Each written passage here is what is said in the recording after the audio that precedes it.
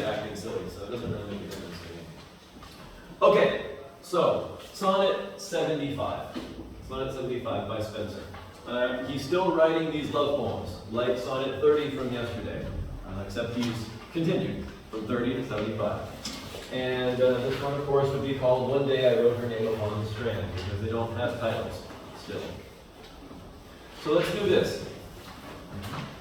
I will read, you guys just listen for the moment, and then we will very briefly go over some of the structures, and then I'm going to let you guys do everything you did yesterday, today. And this time I'm not going to walk you through the poem, I'm going to let you guys walk yourself through the poem. You're going to stroll, to amble through the poem, so that you guys can learn to appreciate it on your own without me giving you guidance. Okay? So, Sonnet 75.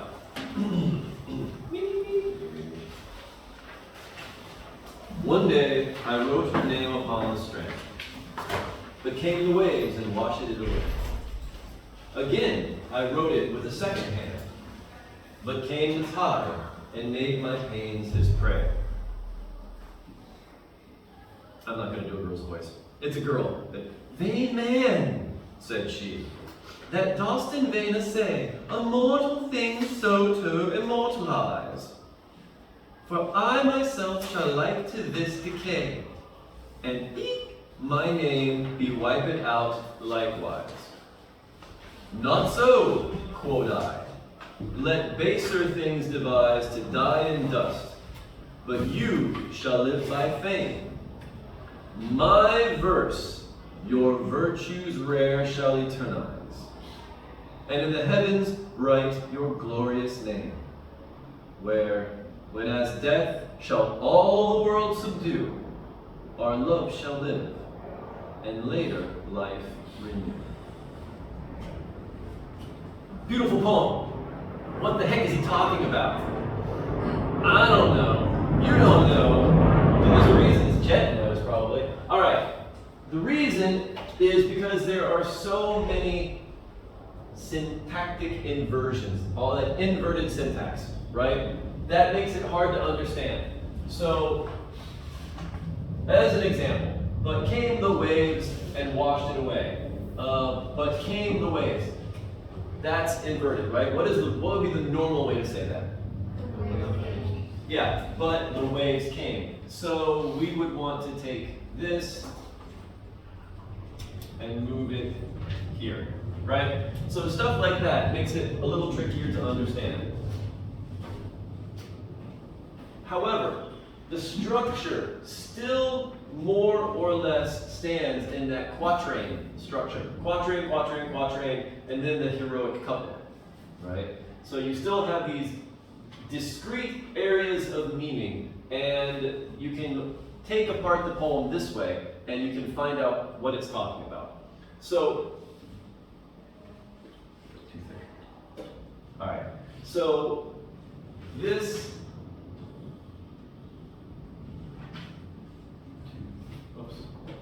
undo it for, and then change.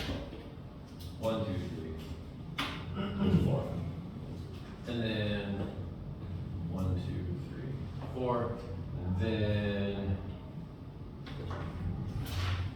those two. Okay. So you have these 3 quatrains, and you've got your heroic couplet here. Okay. In this one, you see strand. You know what? How about this? What is a strand? It has a couple of different meanings in English, but what does strand mean here, do you think? I wrote her name upon the strand. Yeah, it's sand, right? It's sand, but where? What kind of sand? Where would you find this particular sand? On the edge of the ocean, okay? So strand is beach. Okay? Beach. Okay. But came the waves and washed it away. Again, I wrote it with a second hand.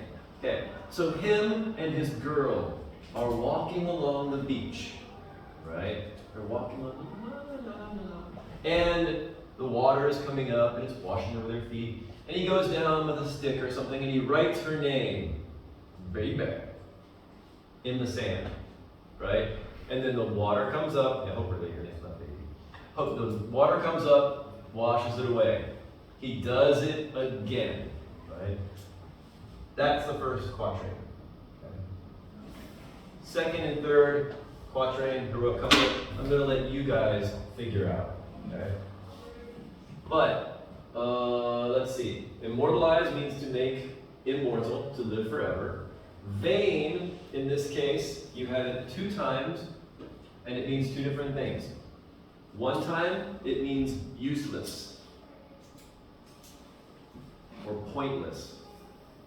The other time, it means self-centered, conceited. You love yourself. That kind of idea. Okay? You'll have to decide which is which. All right, and then let's see, are there any other words in here which are tricky? Maybe not. Okay, it's as simple as that. That's what we're going to do in class today. What I'd like you to do is go ahead, get together with a partner, and figure out the rest of this poem using, of course, all of the things that we worked on yesterday. So the rhyme, go ahead and find the meter of the first line, all the stuff that we have done before. And you should be able to get it done before the end of class. We have half an hour, 40 minutes almost. So before I let you start working on this, though, are there any questions?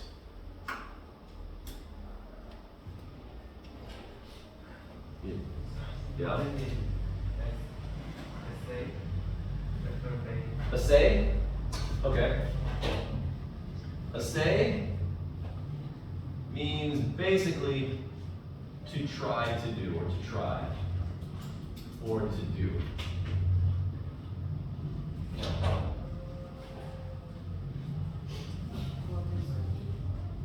Eek! Right, eek, good one. Also. Eek means also. And then quote. Quote is interesting. Quote. What does it sound like in English? What English word does it sound like? Right, quote.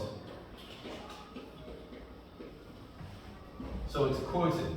But of course, we don't use it that way when we're talking. Because it says here, you can tell, like, it means, like, said I, right? You can tell it means said I. So, it means said I. But it's quoted and it's compressed, like a lot of you guys do with your Korean, the way you guys talk. Like, instead of saying literature, you say little. Or you take the first sound of like 2 words and you put them together and you abbreviate it. They're doing the same thing right here. So it was quoted originally, it went down to quad or quote, and then what it really means in modern English is said I. And of course, would we normally say said I? We'd say I said, right? So this is inverted, so it needs to be inverted. Right? Okay, anything else? What is devise? Devise? Devise has a couple of different meanings, but in this case it means like plan or expect to plan. Okay, that should be it. I will come around and keep an eye on you guys, but feel free to come together in groups and work your way through this poem. Okay? All right.